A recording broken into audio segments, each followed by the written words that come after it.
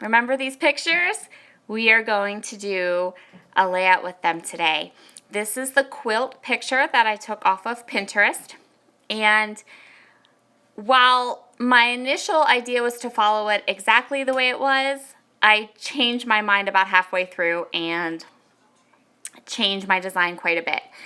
Now I'm showing you all the papers I'm going to use. These are all Simple Stories Life in Color papers. And I actually waited for them to come. They came in my click kit for April, and I waited and waited for them to get to me before I started this layout because I knew that all those beautiful colors would look really, really good with my black and white photos. So I'm going to start by cutting 2 by 2 inch squares. And I was thinking that that would be maybe the size I would need for the quilt photo that I had printed out. When I start to lay them out, it doesn't really work. But that's okay, because this part of the video is actually going to do something very interesting. It's going to show you how I laid out my triangles. So while these are 2 by 2 triangles and I end up, or 2 by 2 squares cut into triangles, and I end up using 1 inch squares cut into triangles, I'm trying here just to do those concentric kind of squares, and I decided it's not really going to work with those larger squares, which is fine, but keep in mind how I layered them out, because as I was doing this, I actually loved the way this diagonal stripe kind of was looking, but I really wanted to kind of stick to the picture. So I went back and forth about whether I wanted to use the diagonal stripe or the squares the way that they were in the photo. And so now I'm punching my 1 by 1 squares, and then I'm going to cut them into triangles. And this is my practice where I kind of lay them out and see how I like them. And so now I'm just going to go ahead and punch a ton more squares, lots of them in all different colors of that paper, and then I cut them into triangles and I ink them up. And now here is a very, very, very important tip for all of you who are recording process videos. Don't forget to turn your lock rotation off. Or lock rotation on, because halfway through this video, my screen just decided to flip. So now I'm at a funny angle, and I'm not going to make you watch all of this. So the Cliff Notes version of this is that I decided to go with diagonal stripes across the page. And now I'm going to go ahead and map my photos on this white tissue paper with black polka dots that I really like, and I have lots and lots and lots of it. It comes in another kit that I subscribe to. It's part of the packaging, and I keep it because I think it's really cool. So I decided to use lots of torn layers of this black and white polka dot tissue paper. And just as an aside to the background, all I did was I took those 1 inch squares, I cut them into triangles, and then I said earlier that I inked the edges, but I decided not to ink the edges actually because I liked the clean lines without the inked edges on them. And I put them down the way I had done on my practice videos. So I'm really sorry about that lock rotation. Live and learn. I got that. Good tip for anyone shooting process videos on an iPad or iPhone. Make sure you get that lock rotation done so it doesn't flip halfway through.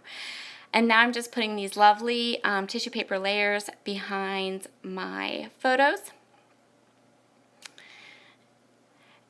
And I don't want to cover up a lot of this background. I worked so hard on it, getting all those diagonal lines to be not super crooked and everything else. They still are just a tiny bit, but I'm going to live with it. And I think at the end, the layout looks really nice. So we're going to keep everything to a minimum.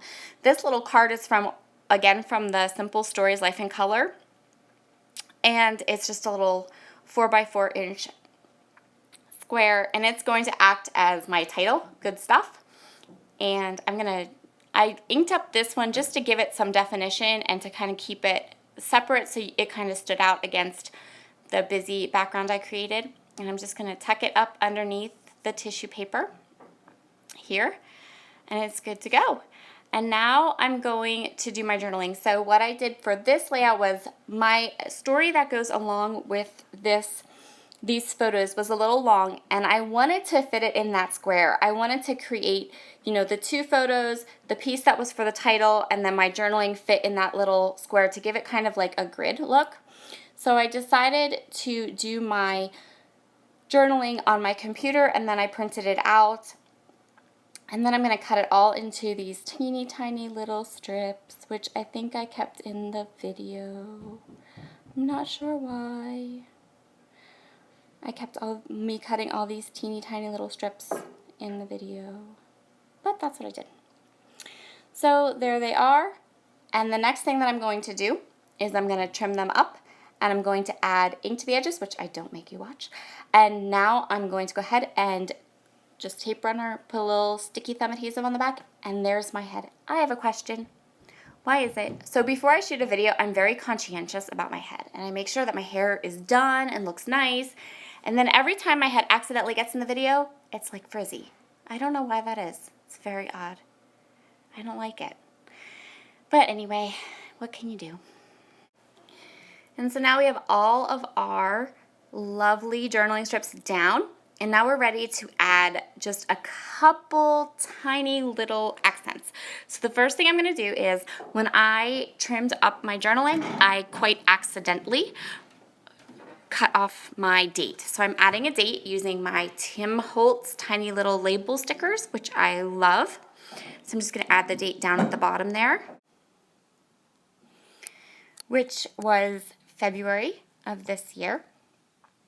And then I'm still putting down tiny little label stickers. I think we're almost done. I sped this video up too. I must do this very slowly.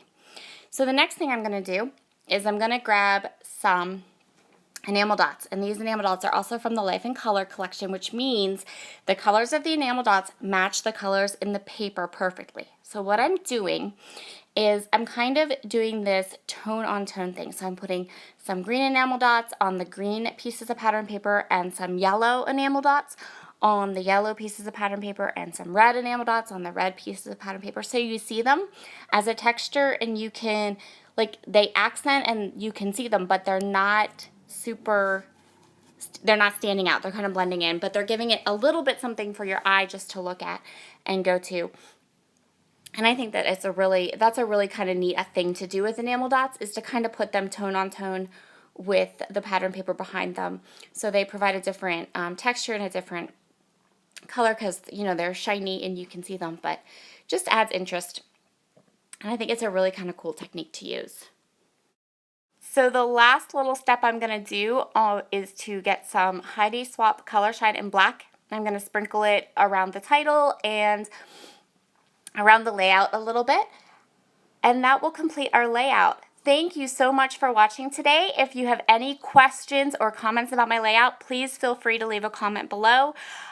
Thank you so much to all my new subscribers. I think we're pretty close to 200, and when we get to 250, I'm going to do a fun little giveaway. So stick around and keep watching. If you haven't subscribed yet, please consider doing so. Have a wonderful day. Here's some close-ups, and we'll see you again soon. Bye.